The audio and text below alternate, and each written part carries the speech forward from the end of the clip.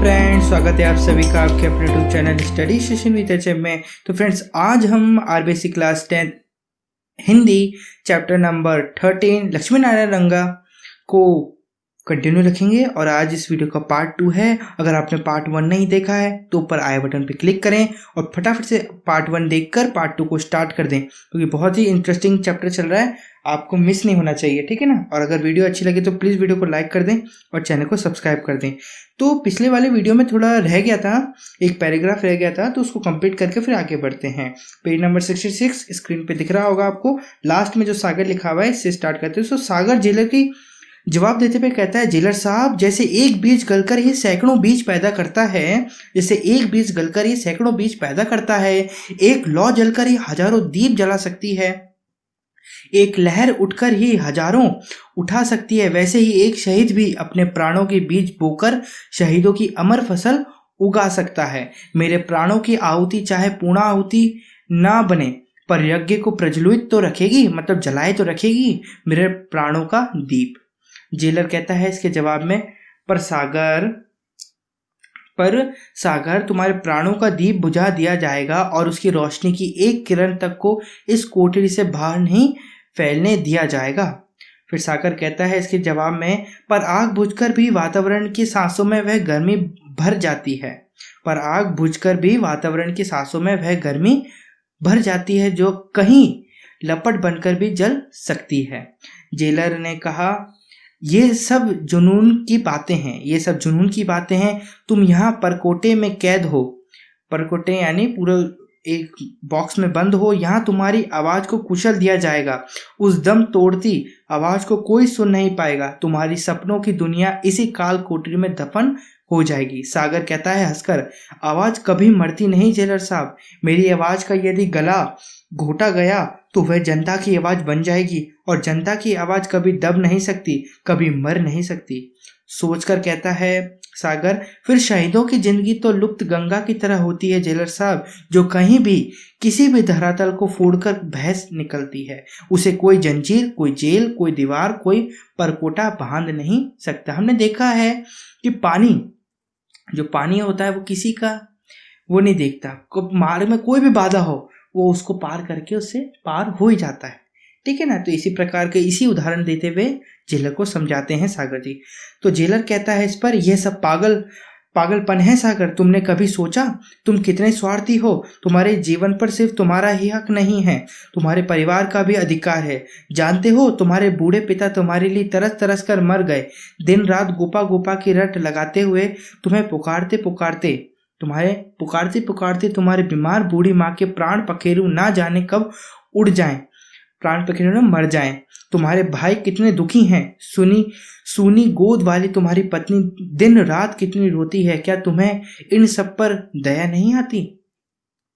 तो इसका जवाब देते हुए सागर कहते हैं, जेलर साहब थोड़ा दुखी होकर, सागर जी थोड़ा दुखी होकर बोलते हैं, जेलर साहब, मैं एक आंख से उन्हें देखता हूं तो दूसरी आंख से देश की दुखी जनता को देखता हूं। एक कान से इनकी पुकारें सुनता हूं।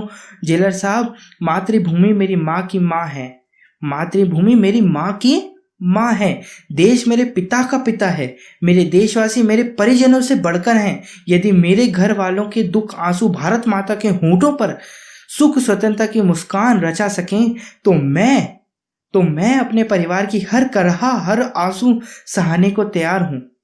वो बहुत बढ़िया है, इतनी मतलब हर एक तर्क का इतनी स्पष्टतापूर्ण और इतनी क्लियरिटी और इतनी समझे से और इतने शब्दों को तोल मोल कर बोलना कोई सागर जी से सीखे। कितनी बढ़िया बात कही है, मातृभूमि के प्रति कितना प्रेम झलक रहा है, बहुत बढ़िया।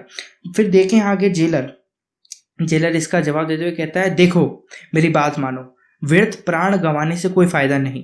महारावल जवाहर सिंह कोई पराये नहीं, अपने ही अन्नदाता हैं, उनको पिता समझकर माफी मांग लो। तो इसके जवाब में सागर कहते हैं चिल्लाकर, नहीं, कभी नहीं, उस खूनी दरिंदे से माफी जिसने जैसलमेर की सारी जनता के भविष्य को अंधेरे से ढक रखा है, जिसने कानून और अदालत को काली कठपुतली बना रखा है, जो चोर डाकू और खूनियों के बलबूते पर राज्य चला रहा है, उससे माफी धत कभी नहीं। जेलर, तो वह तुझे मार डालेंगे, उनका कानून, उनका दंड तेरे इस घमंड को चूर चूर कर देगा। सागर जी कहते हैं इसके जवाब में, कानून और दंड के काले हाथ फूल को कानून और दंड के काले हाथ फूल को डाली से नोचकर मसल सकते हैं जेलर साहब, पर उसकी महक नष्ट नहीं कर सकते। महक तो हवाओं की धरोहर होती है, तो जो फैले बिना नहीं रहती। वे मेरे तन को दबा सकते हैं, मेरे मन को नहीं। मुझे मार सकते हैं, मेरी भावना को नहीं, मेरी आत्मा को नहीं। फिर इसके जवाब में जेलर कहते हैं, देख मैं तुझे समझाता हूँ, तू मान जा, नहीं तो ये तेरी बोटी बोटी नोच लेंगे, तुझे ये ऐसी यातनाएं देंगे कि पत्थर का कलेजा भी दहल जाए।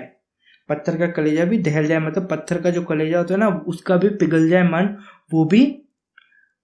वो डर जाए।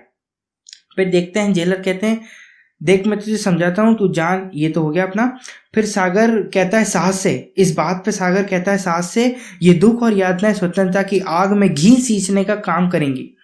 ये जो दुख और यातना है वो स्वतंत्रता की जो आग है उसमें घी डालने का काम करेंगी जेलर साहब। जितना इस तन को सताया जाएगा उतना ही प्राणों की लौ और तेज होगी। स्वतंत्रता का कमल शहीदों के रक्त सरोवर में ही उगता बढ़ता है, रुककर सांस लेता है। कौन? सागर जी। फिर जेलर उसमें बोलते हैं कि अरे पगले, ये तेरे पांव तोड़ देंगे, तेरे हाथ तोड़ देंगे, तुम्हारी आंखें फोड़ देंगे, तुम्हारे प्राण ले लेंगे। बोल रहे हैं तुम्हारे प्राण ले लेंगे।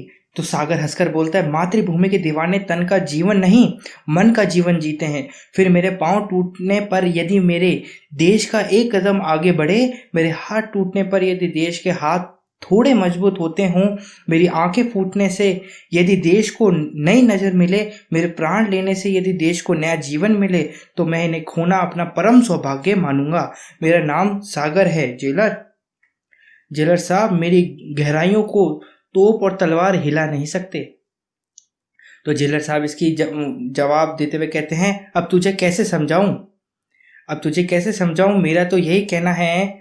बाहर से गुमान सिंह बोलता हुआ आता है, उसके हाथ में बैत है, गुमान सिंह के हाथ में बैत है। वह गुस्से से नजर आता है, साथ में बीरबल आदि भी हैं। तो गुमान कहता है, फिर यह आपका कहना नहीं मानेगा जेलर साहब, मेरा कहना मानेगा। आपकी मीठी चाल से ये बस में नहीं आएगा, लातों की भूत बातों से नहीं मानते। आज मैं इसे वो मचा चकाऊंगा कि लोग सदियों तक याद रखेंगे। आपको महारावल साहब याद फरमा रहे हैं। मतलब जो गुमान सिंह है वो जेलर को कहता है, आपको महारावल साहब याद कर रहे हैं, आप वहाँ जाइए। जेलर सागर की ओर देखता है और हल्का सा काँप कर बाहर चला जाता है। फिर गुमान क्रोध से, हाँ तो सागर बता, तूने रेजिडेंट एलिगेटन को गुप्त पत्र कैसे भेजे? तूने जवाहरलाल नेहरू को, जय नारायण व्यास और हीरालाल शास्त्री व दीवान को पत्र क्यों लिखे? बोल, नहीं तो आज तेरा खून पी जाऊंगा। तूने मेरी और महारावल की बहुत निंदा की है, बोल, नहीं तो तुझे कच्चा चबा जाऊंगा। दांत पीसता है। फिर सागर कहता है, सच्चाई कहने का हर इंसान का हक है गुमान सिंह। तुम्हारे काले कारनामों का पर्दाफाश। गुमान जोर से बैत मारकर, काले कारनामों का पर्दाफाश और कर 2-3 बैत मारता है। लगता है तेरी मौत ही तुझे नागपुर से जैसलमेर खींच लाई है, लगता है तेरी मौत मेरे हाथों ही। फिर सागर कहता है, मुझे मौत नहीं, मेरी जन्मभूमि का प्यार यहाँ खींच लाया है मूर्ख। मेरी मौत नहीं, लगता है सामन शाही की मौत मुझे यहाँ खींच लाई है। लगता है सामन शाही की अर्थी में मेरा कंधा लगेगा। लगता है महाराज और तुम दोनों। फिर गुमान चीख कर, चुप रहे बदतमीज, तेरी जुबान खींच लूंगा, जोर से पुकार कर कहता है गुमान। फिर इतने में बीरबल जो है वो कहता है, अहमद इसे ले जाओ और माचा चढ़ाओ, इसके मुंह, नाक, आंख और निचले अंगों में मिर्च भर दो। इसकी ऐसी हालत कर दो कि ये मौत के लिए भीख मांगे और मौत भी इसे भीख ना दे। खींच डालो इसकी खाल। वे लोग आकर जबरदस्ती सागरमल को घसीटकर बाहर ले जाते हैं। गुमान सिंह कोठरी में कुछ सोचता हुआ चक्कर लगाता है। लगता है कोई भयंकर निर्णय लेने वाला है। गुमान सिंह ऐसा लगता है कि कोई भयंकर निर्णय लेने वाला है। थोड़ी देर में सागरमल की दिल दहला देने वाली चीखें सुनाई देती है और उन लोगों को अट्टहास। गुमान सिंह भी सागरमल का चीखना सुनकर मुस्कुराता है। फिर इतने में सागर पीछे से आवाज, नहीं नहीं, अरे मेरी टांग चीर रही है, अरे मेरे प्राण निकल रहे हैं, अरे अरे अरे मेरी आंखों में मिर्च डाल दी, अरे अरे मुझे छोड़ दो, अरे राक्षसों बस करो, अरे अरे ये मिर्च मेरे मेरे मत चढ़ाओ, अरे मेरे रोम रोम में आग लग गई, छोड़ दो मुझे। थोड़ी देर आवाजें आती हैं, फिर वे लोग हंसते हुए अर्ध बेहोश कराते हुए सागरमल को लाते हैं। उससे चला नहीं जाता, मतलब सागर जी से चला नहीं जाता, लड़खड़ाता हुआ चलता है। उसके मुंह आंख नाक में मिर्च दबी नजर आ रही है, उसके निचले अंगों में मिर्च की लुगदी चढ़ाई हुई है, उसकी धोती खून से तरबतर है। लाकर वह उसे छोड़ देते हैं, वह दम में से गिर जाता है। वह सभी जोर से हंसते हैं। सागरमल दर्द से तड़पता है, उसके मुंह से चीख निकलती है और गुमान हंसता हुआ जेब से कागज निकालकर, सागर अपनी जान बचाना चाहता है तो मेरा कहना मान, इस माफीनामे पर दस्तखत कर दे।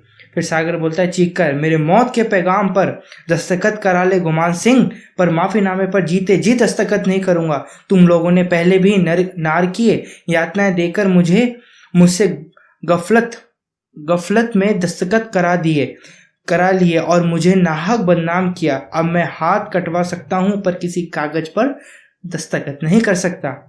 फिर गुमान इसका जवाब देते हुए कहता है, तू क्या नहीं करेगा, तेरी छाया करेगी। तूने गुमान सिंह का गुस्सा नहीं देखा, देख, या तो माफीनामे पर दस्तखत कर दे।